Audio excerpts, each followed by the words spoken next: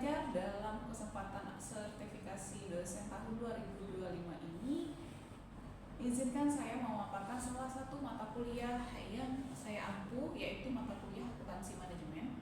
Mata kuliah akuntansi manajemen ini merupakan mata kuliah sistem informasi internal yang menghasilkan data keuangan dan non-keuangan untuk perencanaan dan pengendalian serta pengambilan keputusan secara strategis dan operasional dengan bobot SKS 3 SKS. Diharapkan mata kuliah ini dapat membantu mahasiswa dapat membuat perencanaan, pengembangan, penerapan di lingkungan mahasiswa. Adapun buku referensi yang saya gunakan yaitu buku mulia di edisi 3, Simomora, dan buku referensi lainnya. Berikut ini adalah materi yang akan saya paparkan di video PDD UK TPT bidang pengajaran yang meliputi pengalaman konsep ruang lingkup analisis data penerapan di lingkungan masyarakat. Dengan bobot penilaian meliputi absen, tugas, dan presentasi UTS dan UAS. Absennya sebesar 10%, tugasnya 20%, UTS 30%, dan UAS 40%. Demikian.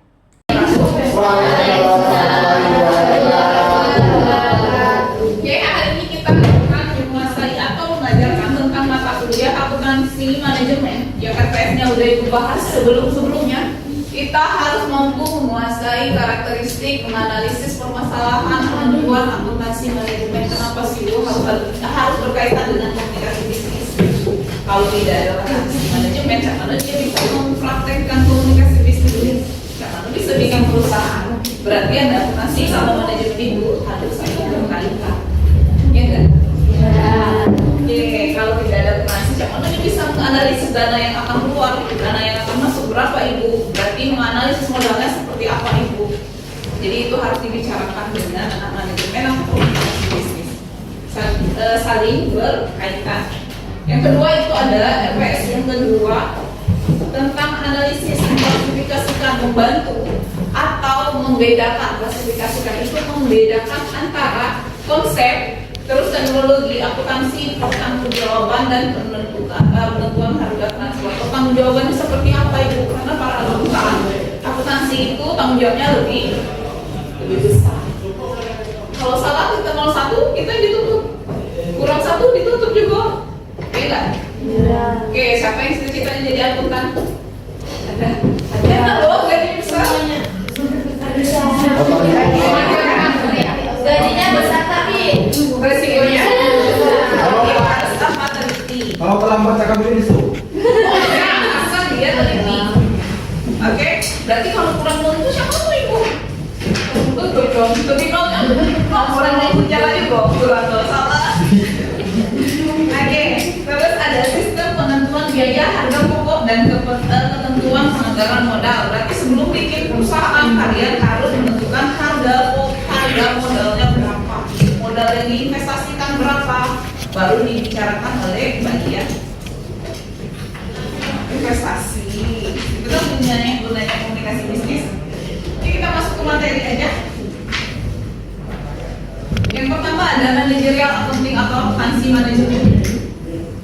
Kita next, definisi akuntansi manajemen, proses perbaikan kontinu yang memiliki penambahan nilai dari perencanaan, penyusunan, pengukuran, dan laporan operasi, finansial yang terencana, non finansial, dan sistem informasi finansialnya. Terus apalagi Bu yang mengajukan tindakan manajemen, motivasi perilaku, dan mendukung tercapainya atau nilai-nilai yang tercapai yang diperlukan untuk mencapai tujuan strategis, taktis, dan operasi dari suatu perusahaan atau suatu organisasi. Ini Bu, seperti apa? Di pekerjaan manajemen Bu, apa Bu akuntansi manajemen? Dia harus planningnya seperti apa? Terus directing and monitoring. Dia menganalisisnya dulu, oh harus diarahkan seperti ini. Dia harus memonitor. Terus dia harus ada planning, itu yang manajemen. Terus dikontrol, harus dikontrol Ibu, karena kita tidak tahu kata orang keuangannya seperti apa nanti. Tiba-tiba menunjang, kok defisit, kok tidak memenuhi standar. Nah seperti itu. Itu pekerjaan manajemen. Kita next. Ini ada diagram pengambilan keputusan atau discussion making. Pertama ada business value atau untuk mengenal bisnis. Terus keputusan manajemennya seperti apa dari atasan. Baru planning. Terus ada directing moving tadi. Baru dikontrol. Ini ada perencanaan atau planning. Berdasarkan strategi atau mengidentifikasi pilihan alternatifnya seperti apa. Lanjut memilih alternatif terbaik dari rangka mencapai tujuan organisasi, menyusun anggaran untuk memenuhi kemajuan atas alternatif yang dipilih. Berarti kita bagian anggaran. Kenapa sih Bu anak kan situ bagian anggaran? Kalau tidak itu bagian manajemen aja sih Bu. Boleh, tapi bagian manajemen itu memanagenya dulu baru turun ke anggaran. Anggaran bisa laporan ke atasan, kontrol berapa sih modalnya totalnya berapa. Nah, jadi ada keseimbangan antara akuntansi sama manajemen. Tapi manajemen itu harus mengontrolnya dulu, memprediksikannya, merencanakannya seperti apa, baru bisa mendukung anggaran. Next, ini ada mengarahkan dan motivasi, itu manajemen. Kita kan menentukan tuh anak akuntansi kalau kita Bu, salahnya di mana? Berarti kita harus ada motivasi nih. Motivasi atau mobilisasi SDM dalam rangka melaksanakan rencana dan menjalankan aktivitas. Seperti apa Ibu? Misal aktivitas rutin kita tuh kalau anak akuntansi pasti itu mana aja, nah itu kan ada kayak kita moodnya gimana sih kok? Moodnya tergantung kalian moodnya gimana. Maunya ngecek kayaknya kopi pagi-pagi bagus gitu. Motivasi itu dari perusahaan misal kayak startup itu kan dia memfasilitasi perusahaannya seperti itu, ada coffee break, ada cemilan, jadi mereka kerjanya dengan baik. Kedua, mengelola aktivitas sehari-hari agar organisasi berjalan dengan lancar, tidak ada yang bully, tidak ada yang terus ada terdapat feedback tadi. Kata-katanya feedback itu berarti kita dapat balasan langsung dalam bentuk laporan kinerja atau performance report yang membandingkan hasil aktual dengan anggaran sebagai bagian penting terkait fungsi pengendalian. Terus ada siklus manajemennya Ibu nih. Di akuntansi manajemen itu ada siklus manajemen. Yang pertama adalah comparing accrual to planning nih. Ini ya. Terus ada formulasinya seperti apa Ibu? Long end, short, dan flash. Bisa naik, bisa turun. Berarti formulanya bisa naik, bisa turun Bu. Terus ada informasi planningnya Bu ini. Directing and motivasi. Direct tadi sama motivasinya seperti apa? Itu implementasi. Kita tuh mau menerapkan atau implementasi itu planningnya seperti apa? Direct kata-kata kan, directing itu kata-kata kan atau langsung memotivasi. Yang terakhir ada measure performance, itu langsung to the point. Jadi dia langsung menerapkan siklus tersebut. Dia bisa diskusi nih, bisa discussion atau making. Itu adalah siklus manajemen.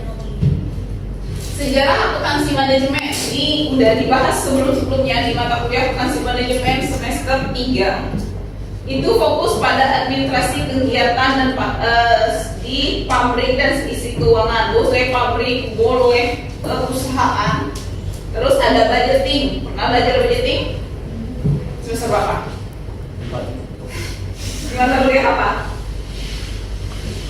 Akuntansi biaya. Terus ada cost accounting, mata kuliah apa? Semester berapa cost accounting? 1.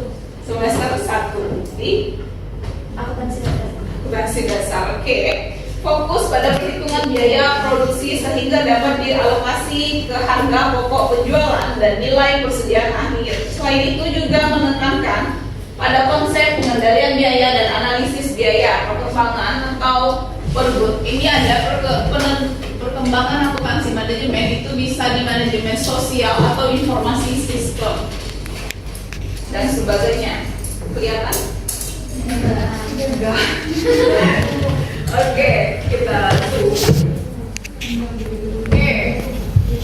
Ini ada akuntansi, tugasnya akuntansi Bu. Apa sih Bu nih? Nanti kalau skripsi akuntansi itu apa sih? Enggak tahu kan. Siklus akuntansi apa? Enggak tahu juga Bu. Nah, itu dari nangis lah di situ gue. Terus akuntansi adalah mencatat. Ini ada ya, mencatat,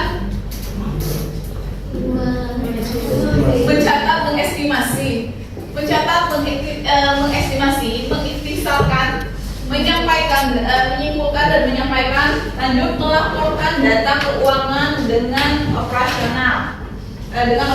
Dia ada akuntansi keuangan dan akuntansi manajemen.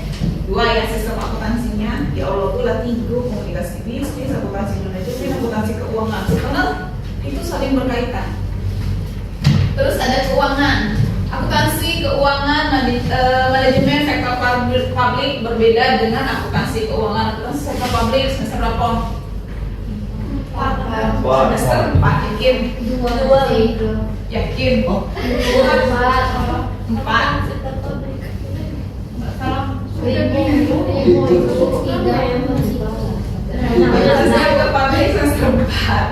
Oke, akuntansi manajemen sektor publik berbeda dengan akuntansi keuangan. Berarti akuntansi sektor publik itu yang auditnya itu bagian akuntansi sektor publik apa? BPK. Terus bagian keuangan kementerian. Kalau akuntansi keuangan itu seluruhnya mencakup. Bisa akuntansi keuangan, perusahaan, pabrik itu boleh. Oke, ini ada perbedaan akuntansi manajemen dan akuntansi keuangan. Ini yang pertama adalah penggunaan akuntansi manajemen itu informasinya manajer dalam organisasi internal. Sedangkan akuntansi keuangan itu penggunaan informasi adalah pihak stakeholder. Ada yang tahu stakeholder? Udah bukan makanan ya. Stakeholder, insight. Apa stakeholder? Pihak eksternal. Misal ibu punya perusahaan nih, ibu membuka lowongan kerja dan kalian semua para pekerjanya, itu berarti ibu pengguna nih dari akuntansi, namanya itu stakeholder. Oke, yang kedua ada fokus pada masa yang akan datang atau future organisasi. Terus ada fokus, sedangkan akuntansi keuangan adalah fokus pada transaksi masa lalu. Nih, akuntansi manajemen lebih ke organisasi. Sedangkan kalau akuntansi keuangan itu transaksi di masa lalu. Kenapa Bu seperti itu? Transaksi di masa lalu. Misalnya kita mau bikin laporan keuangan. Nggak mungkin kan laporan keuangan 2025 Desember jalan aja belum. Coba kita udah bikin laporan keuangannya. Jadi kita mengakhiri di 2 Desember 2024. Oke. Yang kedua, tidak harus diverifikasi. Kalau akuntansi manajemen itu tidak harus diverifikasi. Sedangkan akuntansi keuangan harus diverifikasi. Nanti salah laporan keuangan nanti kalau tidak bisa tidak diverifikasi, ya enggak? Terus yang kedua, tidak harus mengacu pada GAAP. GAAP apa? Ayo, Ujungnya akuntansi publik. ya. Harus mengacu pada GAAP itu government, akuntabilitas publik. Terus ada untuk kepentingan manajerial atau manajerial diskusi marketing, itu akuntansi manajemen. Sedangkan akuntansi keuangan lebih pada kepentingan akuntabilitas atau pengguna akuntansi. Terus yang terakhir ada laporan fokus pada subunit, berarti satu perusahaan tapi di bagian akuntansi manajemen dari organisasi seperti departemen, bagian dan wilayah. Sedangkan akuntansi keuangan laporan fokus pada organisasi secara menyeluruh. Oke, untuk slide ke-11 ada yang ingin ditanyakan. Untuk yang sebelumnya juga ada yang ingin ditanyakan. Belum ada. Oke, kita next ya. Boleh searching, boleh. Oke, ini ada salah satu dalam penekanan. Ini ada penekanan pada masa yang akan datang, merupakan bagian dari tugas perencanaan manajemen. Yang kedua, pada saat pelaksanaan akan terdapat dinamika atau perubahan dari mensyaratkan perencanaan yang disusun oleh manajer berdasarkan pada perkiraan atau estimasi. Kayak kita pakai estimasi penyampaiannya tanggal segitu. Oke, Oke, dan bukan pada ringkasan yang telah terjadi. Berarti kita harus menekankan dari estimasinya. Terus ada informasi akuntansi manajemen, Akuntansi manajemen memberikan atau menyediakan baik informasi keuangan atau financial information dari informasi non keuangan dan non informasi. Nih.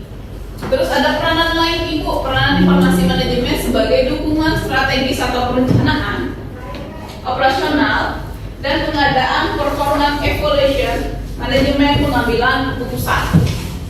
Yang Ibu berkaitan informasi akuntansi manajemen bertujuan untuk memenuhi kebutuhan penambahan keputusan di seluruh tingkat dalam organisasi. Kalau misalnya tidak ada sistem informasi manajemen, itu tidak bisa mengambil keputusan. Misal keputusan rapat di dewan direksi, misal ada 10, ada yang investasi, yang menginvest, ada yang modal, ada yang bagian pemegang kepentingan. Nah, itu dikumpulkan jadi satu dan baru bisa dapat informasi akuntansi manajemennya, baru bisa mengambil keputusan. Seperti apa keputusan yang diambil?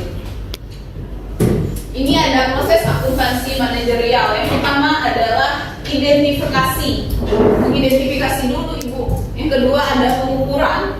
Yang ketiga ada analisis dan interpretasi. Terakhir ada komunikasi informasi. Oke, yang ini sama seperti tadi komunikasi bisnis. Kita perlu komunikasi informasi yang banyak dalam penentuan pengambilan keputusan atau proses manajerial. Berarti itu saling berkaitan antara komunikasi bisnis dan proses akuntansi manajerial.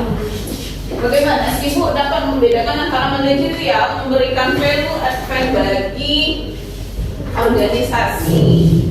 Pertama, menyediakan informasi untuk pengambilan keputusan dan perencanaan. Misal kita nak bergabung di bagian mengkombinasi antara perusahaan BCA dan perusahaan saham BCA dan BRI. Nah, itu perlu kita informasikan dulu seperti apa. Kita perlu informasinya lebih lanjutnya seperti apa kalau kita menggabungkan dua saham itu menjadi satu, gimana hasilnya. Itu harus menyediakan informasi untuk pengambilan keputusan dan perencanaan. Membantu manajer untuk mengembangkan, mengendalikan aktivitas, memotivasi manajer dan pegawai kepada pencapaian tujuan organisasi. Mengumpulkan kinerja yang subjek, terus ada aktivitas manajerial dan pegawainya lainnya. Menilai posisi kompetensi organisasi. Oke, ada yang ditanyakan, boleh nanya. David, Ira, Pongki, Hadir Bu. Lisa, Hadir. Tiara, Hadir. Berli, Emil, Hadir. Nia, Hadir. Nabela, Jerry, Tarisa, Meta, Hadir. Ricci, Hadir. Maria, Hadir. Amila, Yoga, Intan, Hadir. Siti. Oke, terima kasih. Ayo, silakan tanya. Boleh, boleh kita aja tapi itu dapat kok. Ini kan. Assalamualaikum warahmatullahi wabarakatuh. Izin perkenalkan, saya Mini Adila, MPN 220504. Izin bertanya. Nah, di sini tadi kan ada 3 kombinasi MK ya Bu. Yang pertama kan ada yang sistem informasi akuntansi, manajemen dan komunikasi bisnis. Nah, di sini tapi mau tanya Bu, kalau misalnya di dalam suatu perusahaan itu terdapat miskomunikasi antara si sistem informasi akuntansi dan sistem informasi manajemen. Nah, bagaimana sih seorang manajer itu memutuskan siapa yang salah dan siapa yang benar? Oke, satu lagi, terima kasih Novi. Oke, ada lagi bisa nanti Ibu jawab dulu ya. Oke, tadi di suatu perusahaan itu namanya miskomunikasi ya antara sistem informasi akuntansi, akuntansi manajemen dan komunikasi bisnis. Ya, 3 perusahaan tadi yang kita contohin. Oke, contohnya itu gini. Kalau untuk pengambilan keputusannya itu terdapat di bagian atas, tapi dia ada sistem nanti ada kalau yang kenal mata kuliah sistem studi kelayakan bisnis. Ada, itu ada sistem pengambilan keputusan, satu lagi ada mata kuliah ini manajemen. Nah, keputusan itu diambil dari rapat dewan biasanya. Yang mana sih yang akan dicerna, yang mana sih yang bagus, maksudnya yang mana sih yang benar informasinya. Jadi kalian akan dihadapkan dari 3 orang tersebut. Tidak mungkin kan satu departemen itu 1 orang, nggak mungkin. Jadi dia ada 3 departemen, kalian dihadapkan dari satu ke satu, dari 3 orang itu dihadapkan di satu HRD. Jadi pengambilan keputusan nggak langsung dia pecat, nggak. Jadi kita mau mengetahui informasinya seperti apa, yang benarnya itu seperti apa. Jadi diterangnya itu di bagian HRD atau di bagian pengambilan keputusan. Jadi kalau misalnya, kok berkaitan semua ya mata kuliah, kalau aplikasi bisnis karena dia mata kuliah terakhir dan akuntansi manajemen itu berkaitan dengan seluruh aktivitas aplikasi bisnis, jadi dia selalu berkaitan. Oke, ada lagi yang ditanyakan? Oke, ada lagi? Jadi, bisa? Mau nanya aja, stakeholder tuh berarti bahasa kayak orang dalam cekra? Enggak. Stakeholder itu pengguna, kayak owner, atau misalnya ibu kepala pembayar ini, masukkan Lisa di bagian teller, bisa Lisa menggunakan surat lamaran, ya kayak biasa surat lamaran biasa masukin, berarti ibu tuh pengguna dari stakeholder kalian atau pengguna dari alumni kalian. Stakeholder itu pengguna alumni atau pengguna mahasiswa untuk di tempat kerja. Oke, satu lagi Neta. Jadi stakeholder itu kayak jaringan alumni gitu Ya, jaringan. Jadi kalau misalnya, ya kayak misalnya kemarin pas kalian KKN itu orang Pemda minta 3 orang untuk KKN di sana, magang kayak gitu ya. Itu kan dibayar biasanya. Karena kalian KKN kami udah bisa berikan. Kan mengganggu waktu itu 2 bulan full di sana digaji. Kayak gitu kayak misalnya dari Pak BI kemarin kan ada kakak tingkatnya itu si Penti, itu kan 2 bulan digaji. Kayak gitu. masih ada nggak boleh lokernya? Bukan loker. Ini magang. Ya magang, itu magang atau KKN. Nanti ada di bagian di alumni, belum masuk alumni kan baru jauh.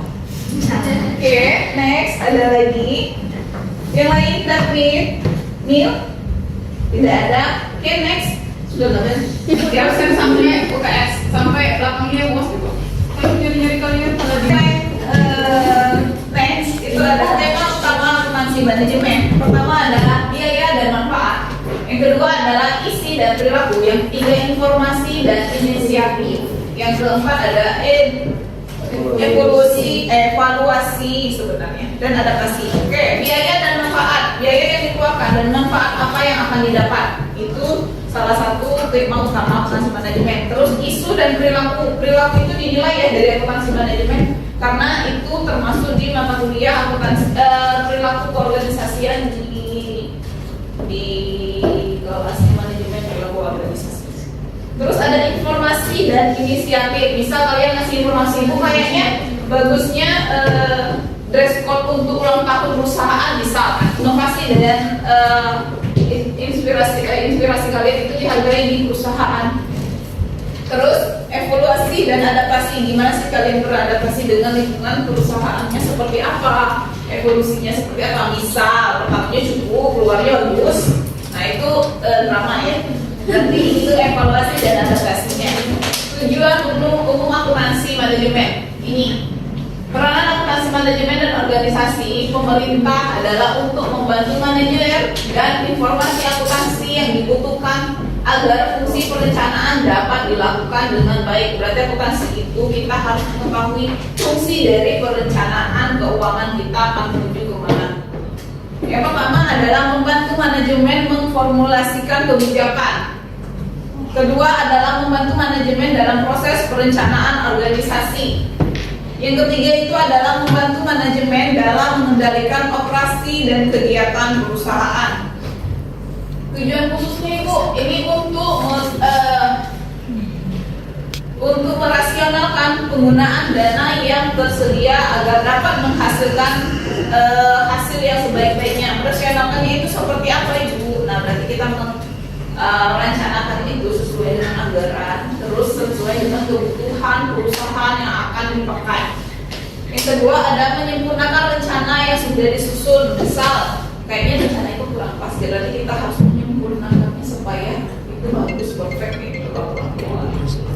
Untuk merinci penggunaan sumber-sumber menurut objek pembelanjaan. Nah, sumber-sumbernya itu dari mana? Misal ada investasi A, B, C, D, nah, itu boleh sumber-sumber dananya seperti apa, tapi dirinci.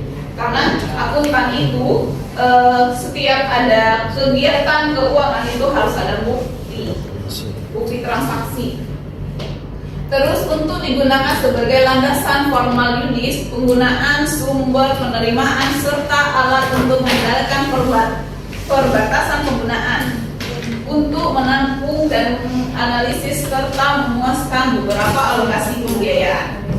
Ini contohnya, contoh laporan manajerial pemerintah.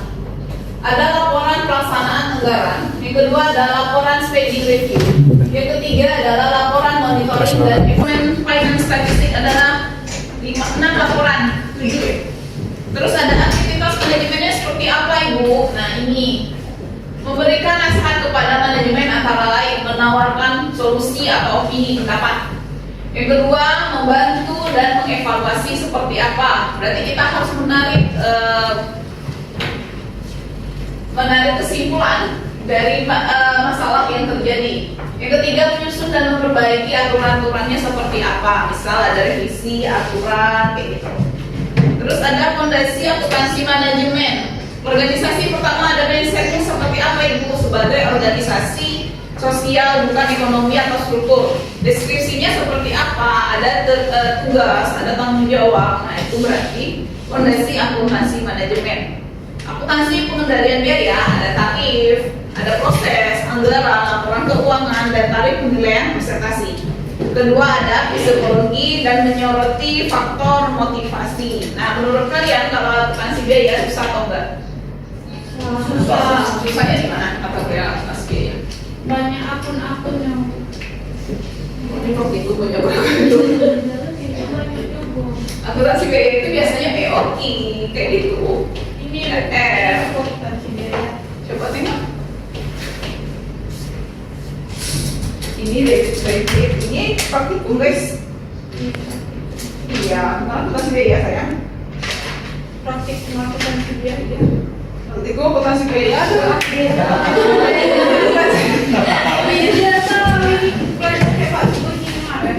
Oke, akuntansi biaya sama praktikum akuntansi itu beda. Kalau akuntansi biaya itu yang kayak pelajaran EOQ, IRR, kalian harus mencari laporan keuangan dengan menggunakan IRR atau EOQ. Nah, kalau praktikum akuntansi dari akun, nama akun, menunjukkan nama akun kayak praktikum akuntansi. Pernah belajar praktikum akuntansi? Nah, itu menentukan akun-akunnya seperti apa. Berarti kita ada yang kayak pengusutan, pengisytiharan, ada laba rugi, terus ada beban kinerja, terus ada lagi modal yang harus dibayar di muka, itu praktikum akuntansi.